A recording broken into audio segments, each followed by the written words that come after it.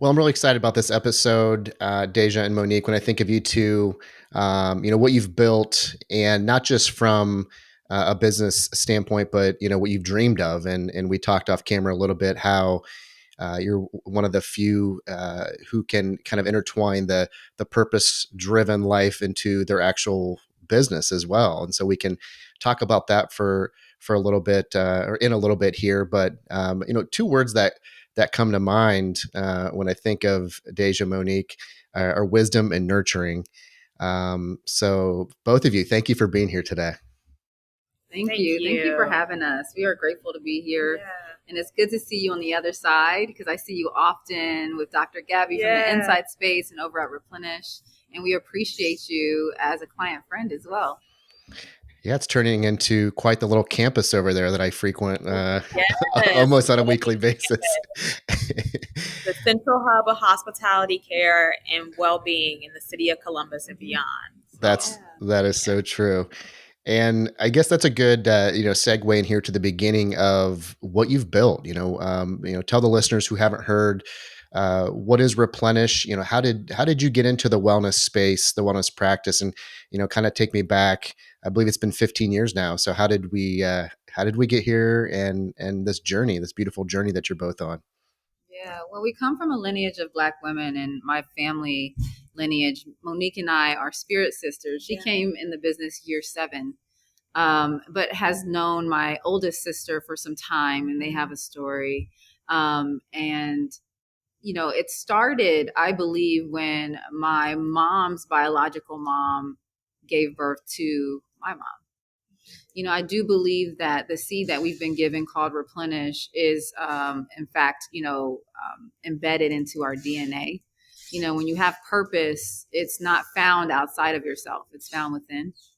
And, what we do well here at Replenish is we care well for people. And so when I think about the lineage of women that I come from, and how we have cared our way through to the here and now, it's very deep. And there's so many recipes that now the world really needs in a really disconnected world, a world that is slowly becoming, not even slowly, swiftly becoming disconnected from love, and from care, because connection and, technology entering the scene has shifted us in some ways that we don't even know fully.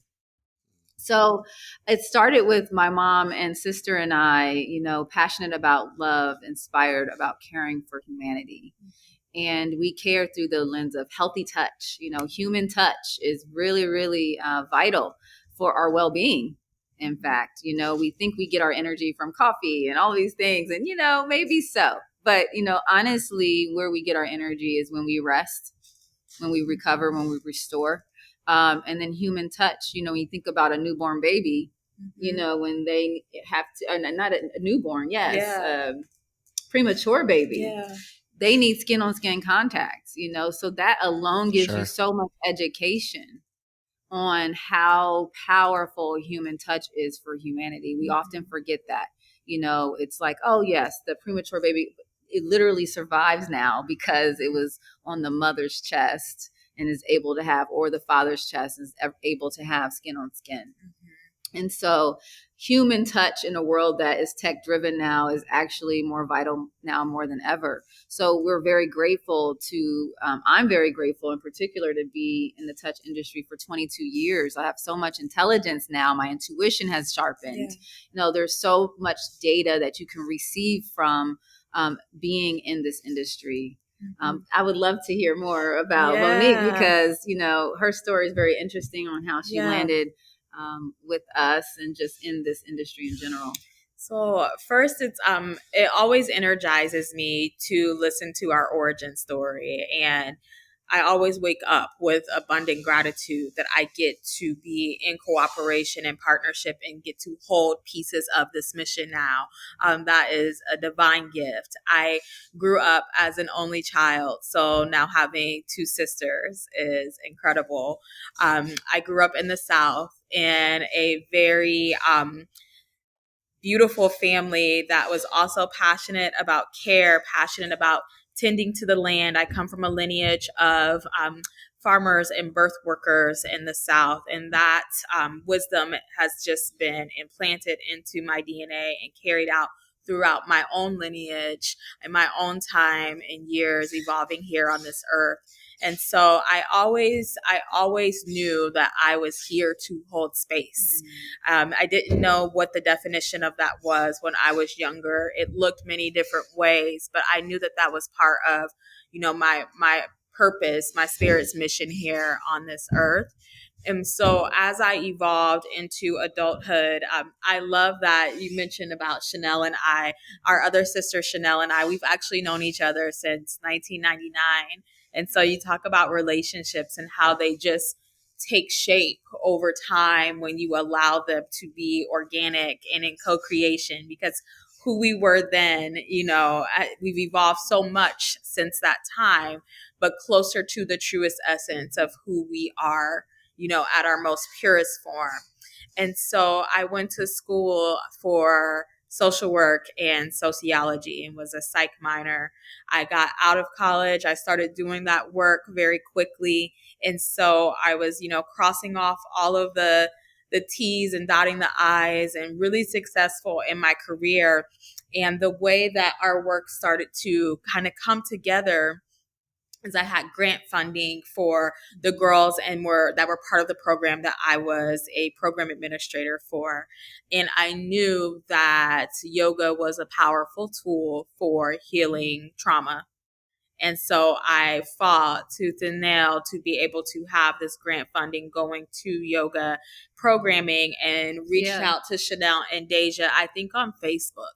Yeah. And I was at this point, I was so, this is when yoga wasn't even a trend, right? It was called Yoga Art Kids. And we started this program, and I was really passionate about it because I just felt like it would just be such a big difference for our kids to really understand the emotional spectrum that happens every day. And we just keep somehow avoiding it. Yeah. And we weren't getting any luck. And then all of a sudden my sister was like, we got some funding. And I'm like, what? From who and from where? And so we started this program with these girls. It was a 7 weeks journey.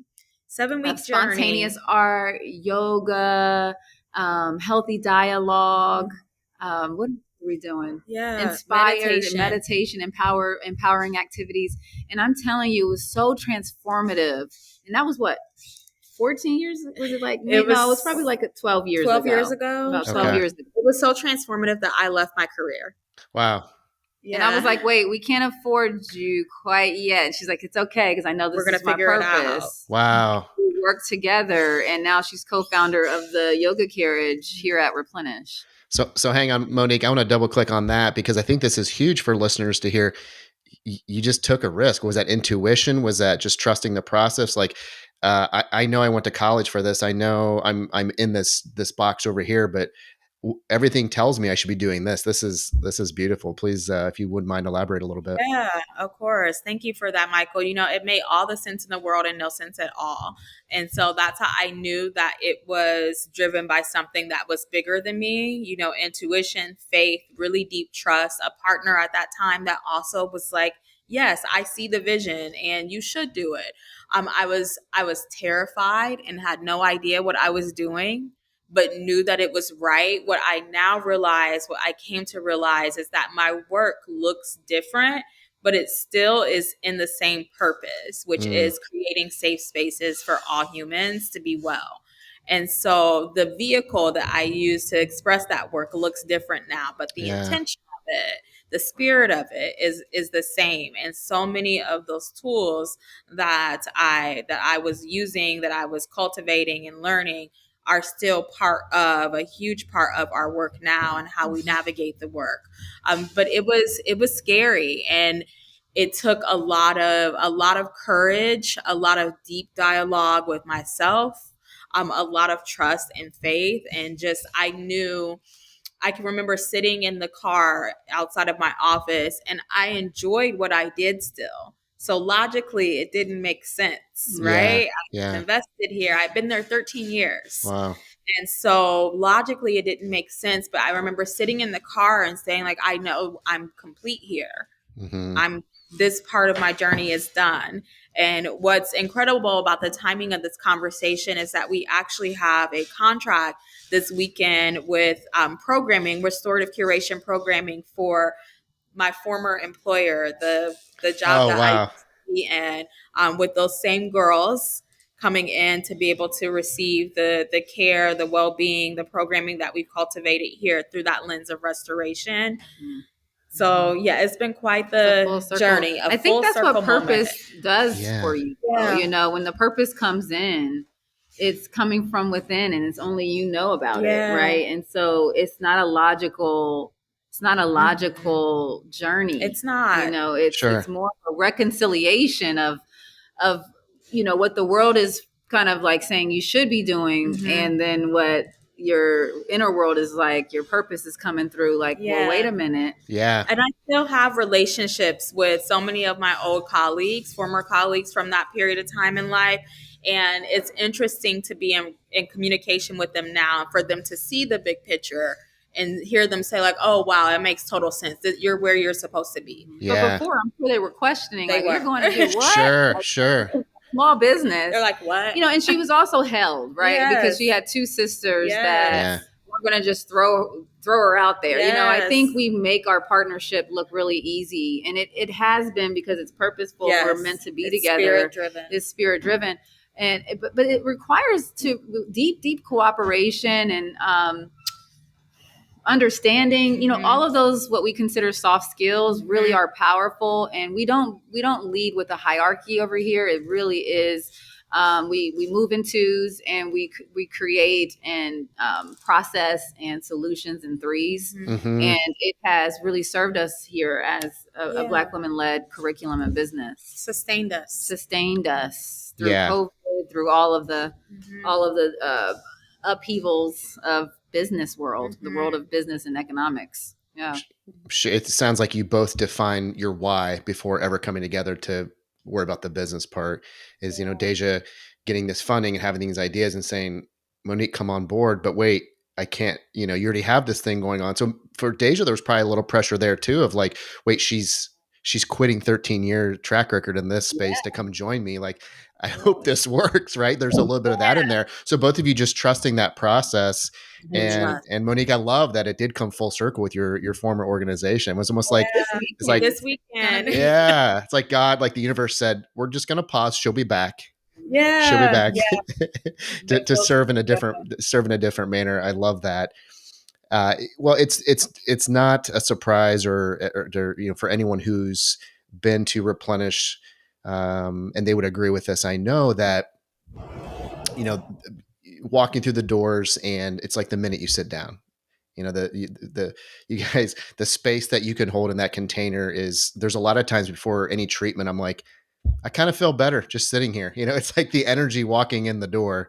And so one thing that comes up in conversation a lot with me kind of lately this season of my life, and a little bit in the past, but conversations even on this podcast, are culture. And company culture is so important, but so is the culture that finding our tribe, finding those who can connect, and that human experience. And talk about the culture of Replenish, because it sounds like it's intertwined with you as humans, and you bring it to work with you, and the rest of us get blessed with it. Your team members, your employees get are in the same container. So how important is culture in your day-to-day walk and in business in general? Yeah. Culture sets the tone for the entire organization. It is the inspiration. It is the breath that moves through the space. And so culture for us is really everything. And again, a lot of our culture really comes from deep insight. I am culture driven. I think language creates our world. So we really get embedded into like what kind of language we want to share. We don't just say, how can I help you? We say, how can I support you? Right. And so the language started to set the tone of our culture. We do have a curriculum that we actually function off of, but it came from an intuitive based system. So we're an intuitive based system built for logical environments. And we do this work for corporations. And this intuitive system really came through all of us. I am restorative vision of the mission, and so a lot of the culture pieces come from within my own innate self and how I move through the world. And so care lives in the space in between the extremities, and so it's like the rainbow is like, when you get a rainbow, you have the sun, you have the rain, you have some clouds, and that care lives in the middle. And so we want to make sure that our culture is speaking to the greatness of the middle, no matter what your background is, your ethnicity, your religious background, what else? Disabilities, status, social economic. So when you come in, you're immersed with old things made new inside Replenish. Because it's this idea that you don't have to go far away from yourself to receive the wholeness and the peace that you are deserving of, and that is your birthright to receive. And so we want to make sure that it's an embodiment. Restoration is an embodiment of care, which care is an action of love. And so care for us, we've broken it down because people say, I care for you. What does that mean?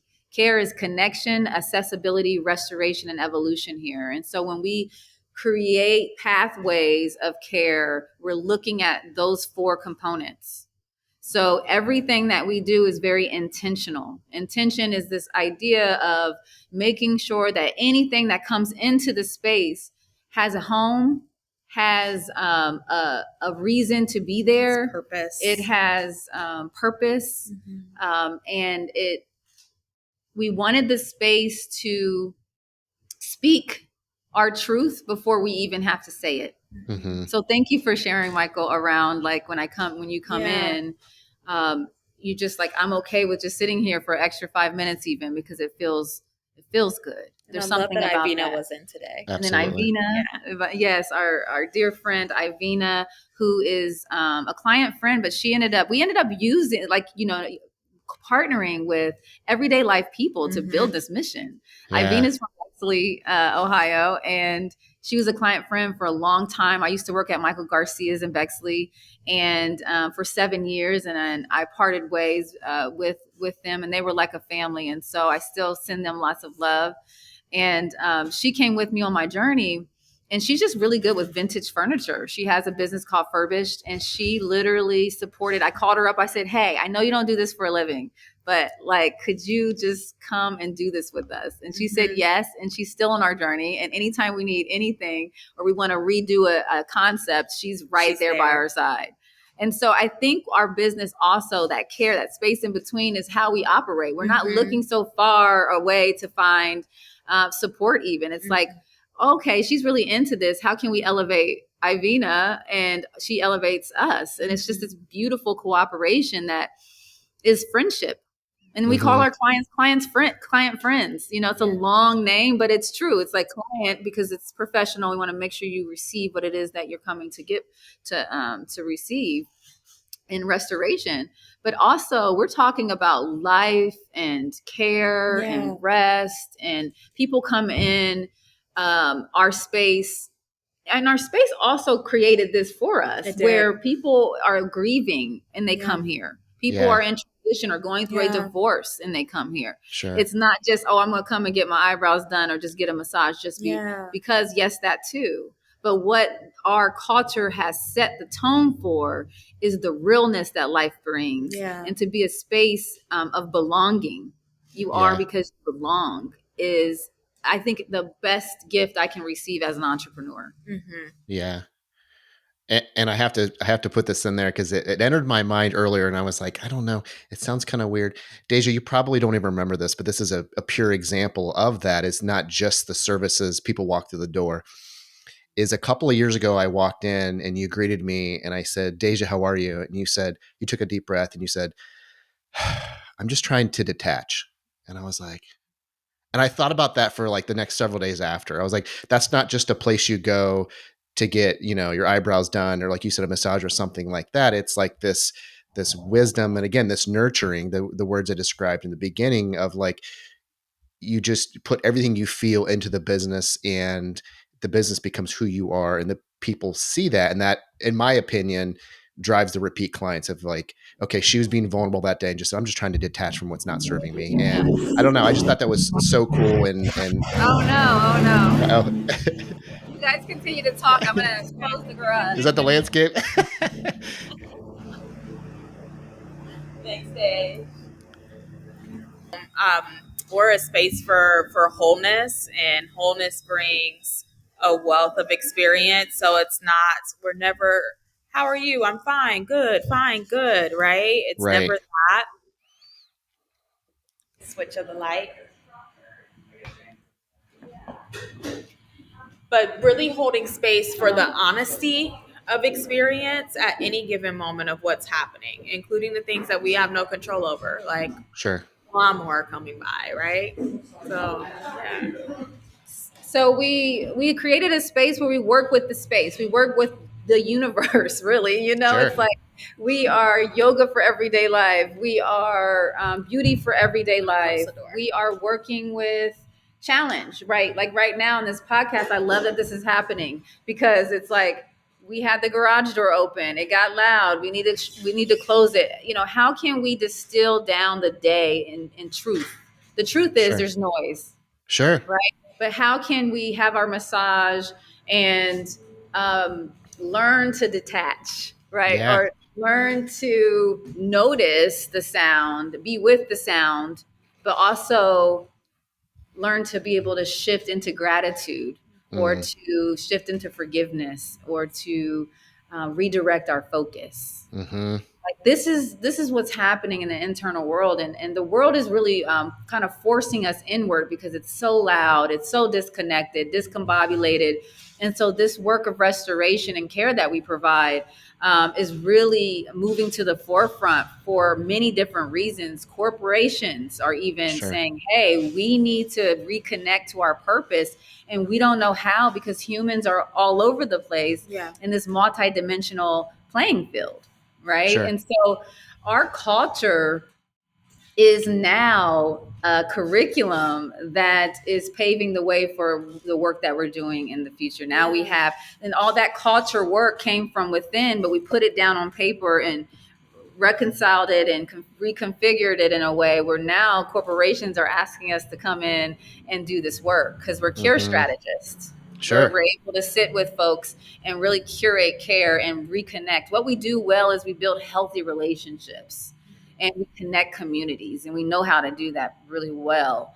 That we've been doing this for 15 years. Yeah. So culture is something. It's been our blessing to be able to really extract from our DNA the care recipes. And I believe it's from our ancestors saying, hey, this is it. Mm-hmm. Continue forth with this work because what's good for you as Black women is actually is going to hold up the world in a way. It's good for the world. Yeah. You know, Yeah. and we had to learn as a lineage that we have to take care of ourselves first, Yeah.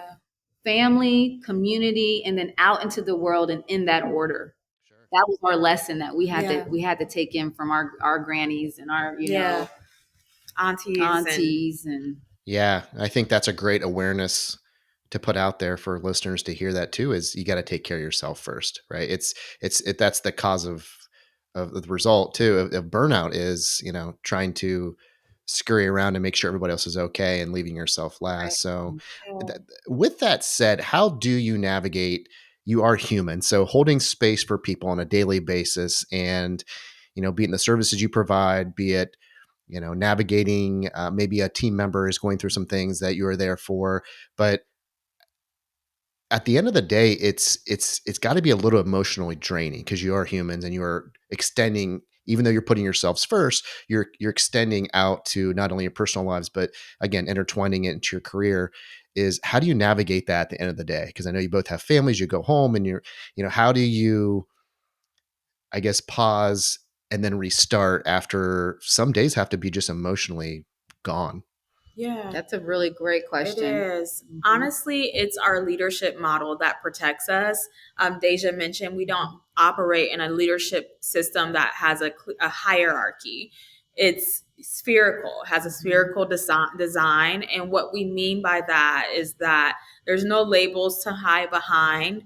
And there is a reciprocal energy that gets recycled amongst our team of leaders here. There are leaders who hold more responsibility, but we believe that when you come in the door here, no matter where you're starting at, you are a leader. And so we have, shared responsibility, collective responsibility, and care that is part of our leadership model that protects us.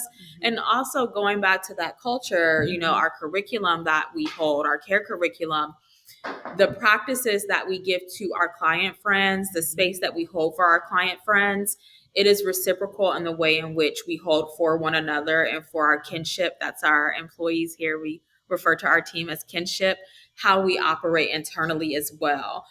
Sometimes, there are labels that are hidden behind, and we can give so much to the world, but leave nothing for those who are doing the giving. And we don't operate in that way. So oftentimes, and this is my belief, and it might not be, resonate for everyone, but in some corporate settings, in most corporation settings, the bottom blames the top hides behind the label, and you get stuck, right? And so we just kind of blew up that system in a way with love. We blew it up with love, in a way. Lots of love. It was all love. Clouds and rainbows. It was like a Cupid arrow. You blew it with an arrow. That was a Cupid arrow. Yeah. And so we kind of broke that up a bit because it doesn't serve anyone, And so when she said, we believe everyone's leaders, because leadership starts with choice. It's a powerful choice to be here. So an example would be someone's keeps running late, and it's an issue. And it's like, we hold space. I'm going to hold space with this person. And I'm going to say, so you're a leader. Did you read the kinship handbook? Oh, no. So I want you to go back and read because, the younger generation, they know a lot. Logically. Right? But we are finding that we have to speak to their greatness because they do. They sometimes know more than me in facts and information world. But how do we put it all together? What really makes you a leader? And so with restoration, the work of restoration is so powerful because it's transparent. We have to embody it as more responsible leaders in the space so that we can be the models of it. Otherwise, there's a disconnection continuously, and we end up not getting the result and being a contradiction. And so when we do our work meetings, we come together and we do the breath work, and we start with a little bit of meditation for everyday life.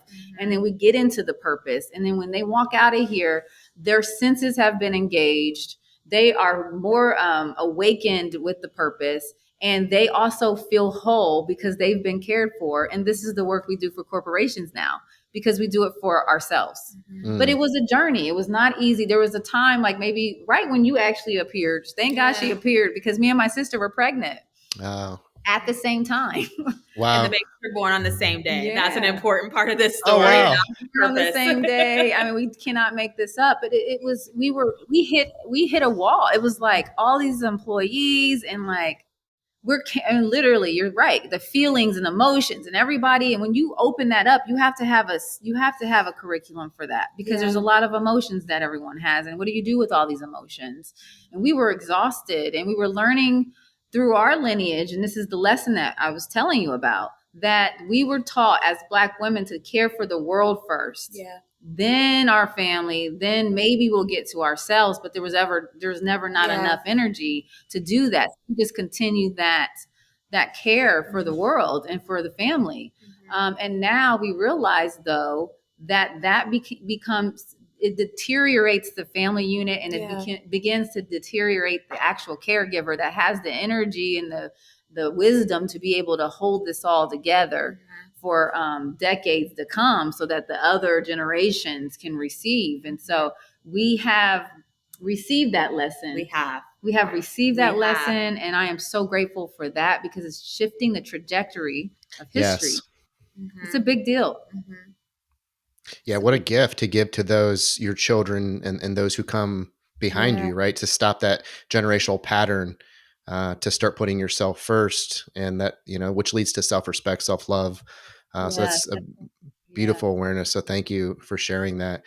And speaking of generations and families, I got to ask this next question: be it blood or spiritual family, what's it like working with family? Do you have like set boundaries, or is it always like Thanksgiving dinner when you walk in through the door and you're working with your sister? How is it working with family? I know it's got to be this most amazing gift, but it also probably comes with challenges.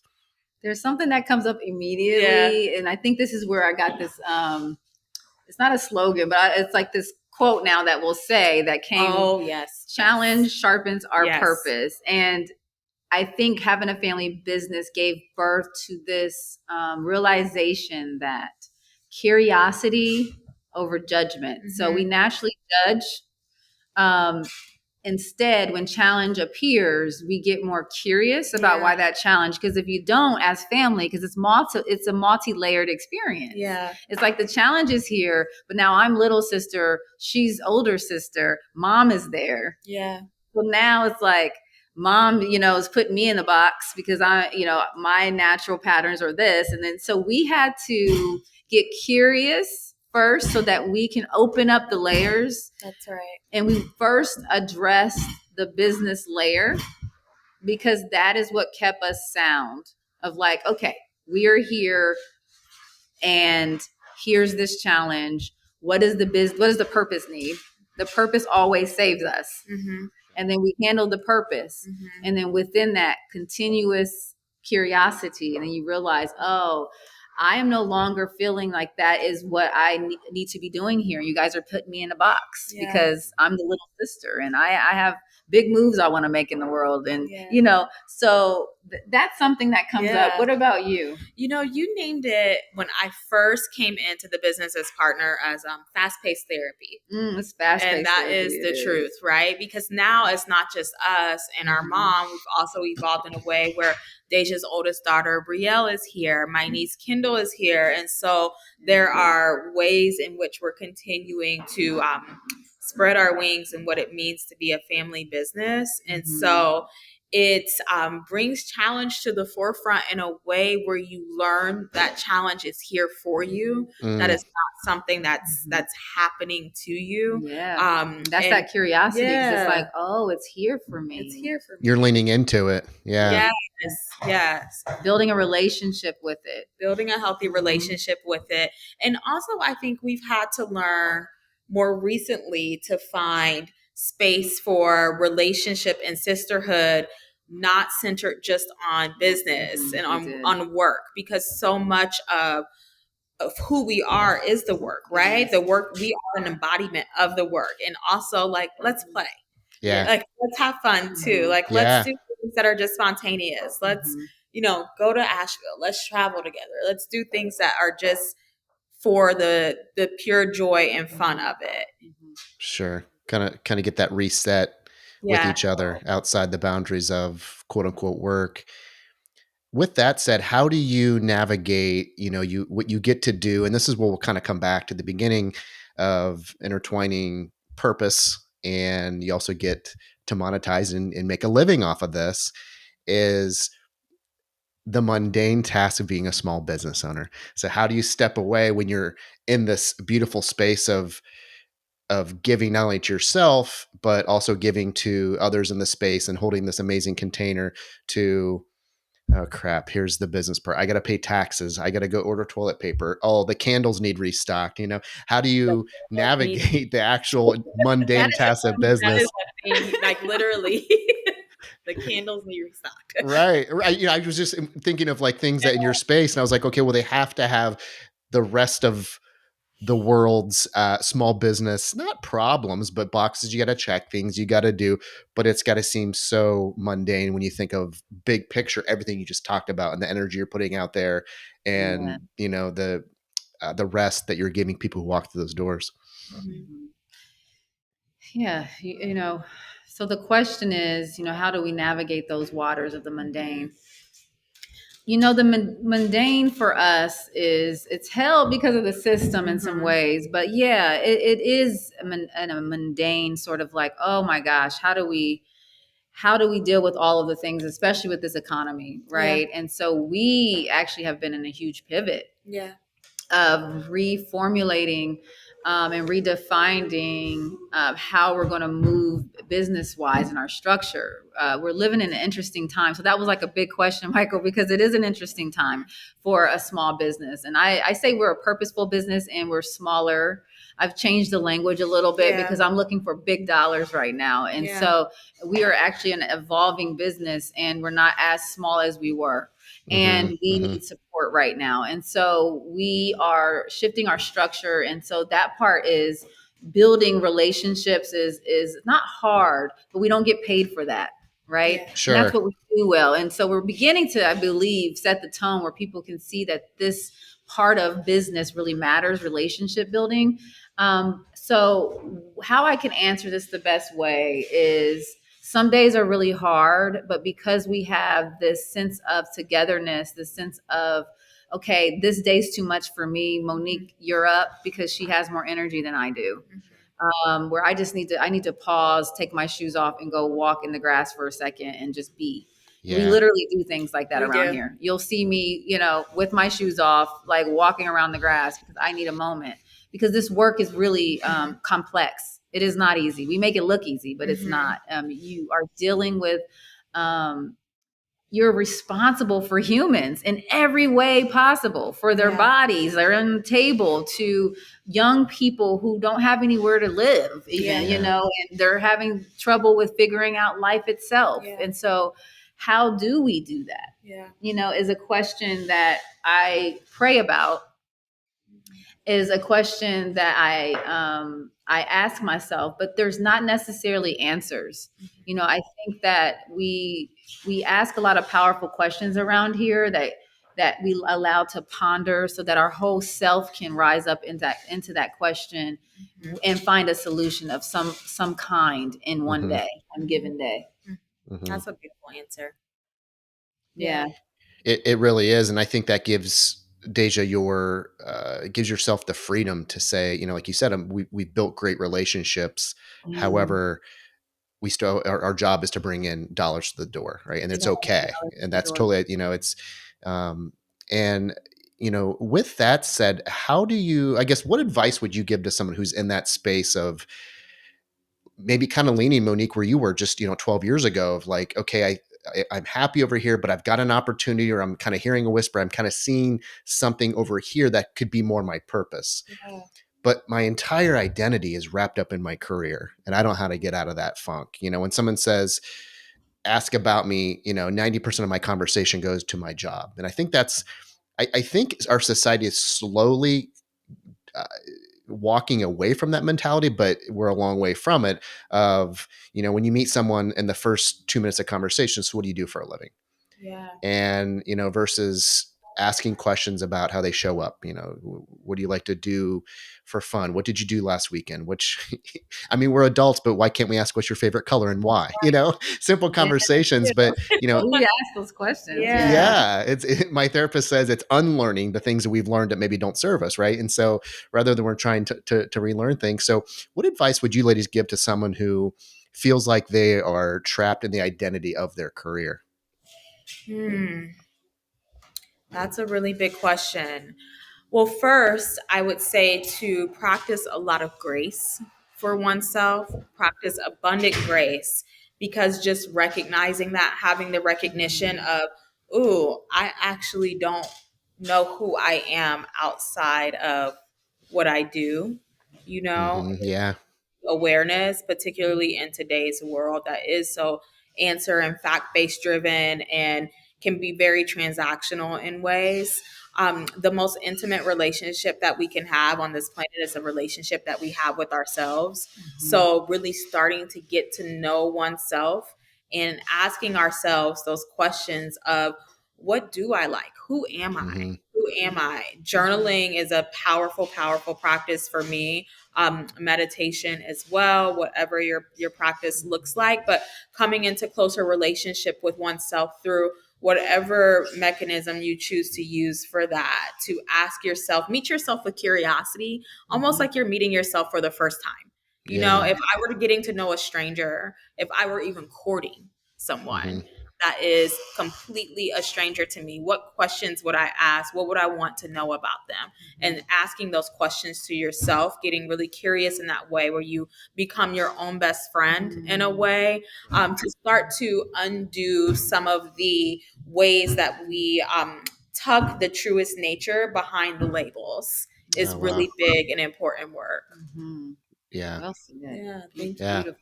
Thank you, Monique. Mm-hmm. I want to highlight one, I guess, service offering. We'll talk kind of X's and O's of the services you offer, and it would be hard to pick one, but one that's been near and dear to me in the past several years, and I know you all are sitting in a room that's literally called the yoga carriage, Yeah, and but talk to me. And Monique, you just highlighted it, and Deja, I think you mentioned it earlier. Mm-hmm. For those who are maybe are new to it or haven't experienced it enough, the power of meditation. I know it does so many, even dropping in for 10 minutes a day, does so much for the mind and body. And so talk to me and maybe the listeners about the power of meditation and how it's helped you in business and life. yeah, Mm-hmm. yeah. Well, we are in our yoga carriage right now, which is a space for everyday life practice, a space to gather and connect, starting with oneself and then extending out into the world, like Deja shared earlier. So, we offer really deep education courses here to go into the well of a particular subject. We offer life classes, movement based classes, space to study yourself the same way that we study so many subjects outside of self. And so it's a beautiful space to be whole, to practice the embodiment of wholeness.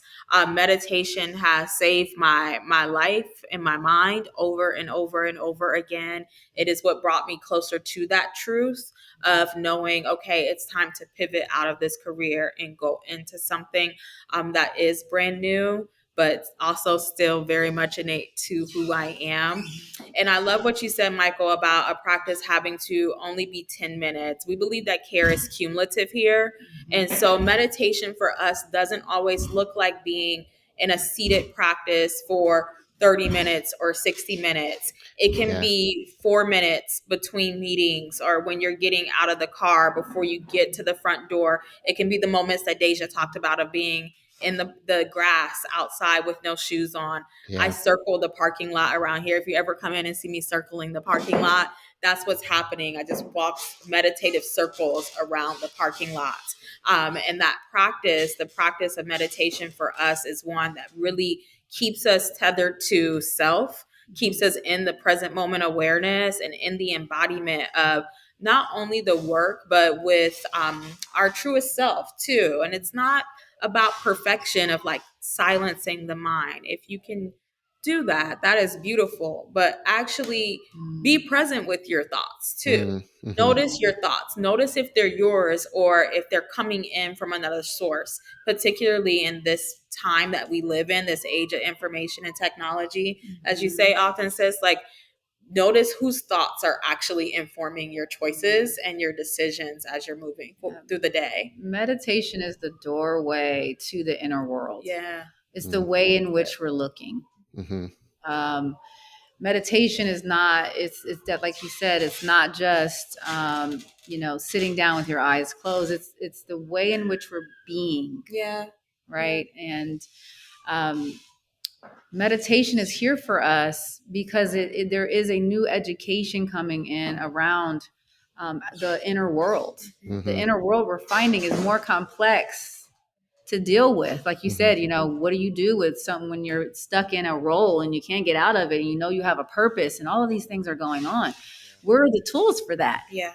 Right? This is not a trend, Yeah. and so we want to drop people down into relationship. And what happens with capitalism is we trend things. We grab a hold of something sacred and then we sell it, and then we're on a wheel. Mm-hmm. And there's maybe space for that. Okay, got it. But then what we're losing the relationship to the work. Yeah. And there's a relationship to the work, and that's why the practice is there, right? So you say, I want to get into meditation. Okay, that's the beginning of the practice, right? And Mm-hmm. meditation along with breath work is a powerful act. Sure. So it's a self-discovery, uh, I don't want to say mechanism, opening of self-discovery is meditation for me. Yeah. And it's huge in the time that we're living in, where we're just so inundated. We don't know if we're coming or going, or what's happening in the world, because there's so much. So Yeah. it's when COVID happened, we were actually like, oh my gosh, like this work so matters, because if I didn't have meditation during that time, Yeah. if I didn't know how to reconnect to my body when I felt stuck, I don't know what I would have done. And so I started being, I think we all did, just really concerned for the world in a way where it's like, oh wait, we don't have the tools. There's so many of us that don't have the tools. Yeah. And so we're grateful to be a space that wants to drop into relationship, and it's imperfect. And it's meant to be imperfect, because no one person on this planet is the same in their internal dialogue and world, right? It's like a fingerprint. No one in the world has your fingerprint. It's that deep, but beautiful, and especially when you can share it in a space that embodies non-judgment in a way. We don't lead with judging folks. We get real curious about asking powerful questions. So I'm glad you brought that up, around meditation, because it's a conversation. Meditative dialogues are something we're into. Thank you for that question. Yeah. Yeah, that was beautiful. Thank you so much for answering it. And I know I speak for myself and all the listeners. We've received that 100%. And we'll go back and listen to that. And it's powerful. I find it's always there. It's always the anchor, right? And it's, the breath and everything that goes along with it. And, no two sessions are the same. And I dropped in about 30 minutes before this call, and it's almost like these downloads you get are like, oh, Yes. even though in the gift is, I remember that I forgot, like, oh, I forgot, focus on the breath, right? It's like that gift of like just the awareness. And so, yeah, thinking about that, I was like, I got to bring this up because I know it's powerful conversation for both of you, and near and dear to your hearts. So thank you. Thank you. Monique and Deja, I have two final questions for you. The first one is, and really when you go back and think about the past 12 to 15 years of what you've built, what's one thing that you learned about yourself as you've gone through this process?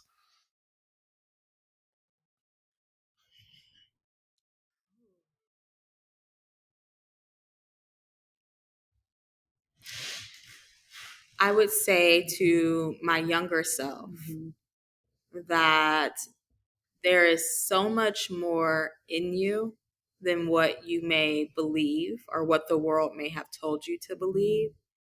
And to lead with curiosity being a superpower. Mm. For me, I would say that I have learned on this journey that, yes, Deja, you're different. You think different, because I think with my spirit. My spirit is what leads my life. And some days I'm like, oh God, this is a big gift to be able to be so in tune with the spirit, because sometimes people aren't ready for it. And it's okay. It's okay. And that's what makes me a visionary. And I'm grateful for that gift. And I have to be, I'm realizing that I have to have more grace for myself, because sometimes when you're so anchored to the spirit in a way, you feel like something's not like, why can't I just be normal like everyone else and do the things that everyone else is just rolling into? And that just has never been my life. Yeah. I'm very non-traditional. And so I think I'm learning that it's okay, to really walk your path that is truly designed for you. And I walk out of the boxes, because I don't have any boxes really that, I didn't go to college. I didn't finish college. I went for a little bit. And so all of those things worked out for me, because I trusted in my specific path. And I've learned that I don't believe just in, facts and information. It's like it's there, but it's solutions and processes is what I really honor. And it has paved the way for me, and it has kept me adaptable. I would love for Monique to finish up. My client friends are here, and so I'm going to go Yes. tend to them. But thank you so much, Michael. I really appreciate you so much. Thank you for trusting your spirit, and I look forward to how your journey and how it evolves on this podcast. Thank you, Yes. Deja. Thank you so much for being here. I appreciate it. See you Monique, soon. last question for you. Yeah. What advice would you give to someone who's hearing the whisper of a dream or a path in life that just seems too crazy to chase? Slow down. Yeah, to slow down. We are oftentimes, again, very answer driven, and we move so fast in today's society. And so when you start to hear those whisperings, slow down just a bit. Not slow down to a hard stop, but slow down just enough to get really in tune with oneself so that you can hear the depth of those messages, that you can hear the true call of those whispers, that you can hear the voice that they're coming from, right? Get really curious and really stay close to oneself. And so, as you're navigating that journey, that pathway forward, being in those really restorative practices is what protects us, what insulates you and protects you as you're creating your what's next. Allow the process to be restorative. There's no race to win. As we start to hear those callings, and I receive that in my own life, there's no race to win, but allow it to be restorative so that you're moving in a way that's in true integrity with the seed that's being planted through that whisper that's coming in, and not something that's moving outside of self. Sometimes as entrepreneurs, first generation, first time entrepreneurs, we can sometimes move so quickly that we begin to repeat the same cycles that we're trying to break free from. And so allowing the process to be restorative in ways that speak to the greatness of what you're receiving will sustain you in ways beyond what you can even imagine. It certainly sustained me. Beautiful. Monique, thank you so much for being on with me today. And I Yes. look forward to seeing you in Deja soon and continuing to follow your journey. And thank you for inspiring and holding space for everything you guys do there at Replenish. Thank you so much. Thank you. And it's beautiful to hear and learn more about your journey. This just speaks to the beauty and greatness of relationships, that you've been with us as a client friend. And now we're here doing this. So cheers to all that's here. Thank you. Yes.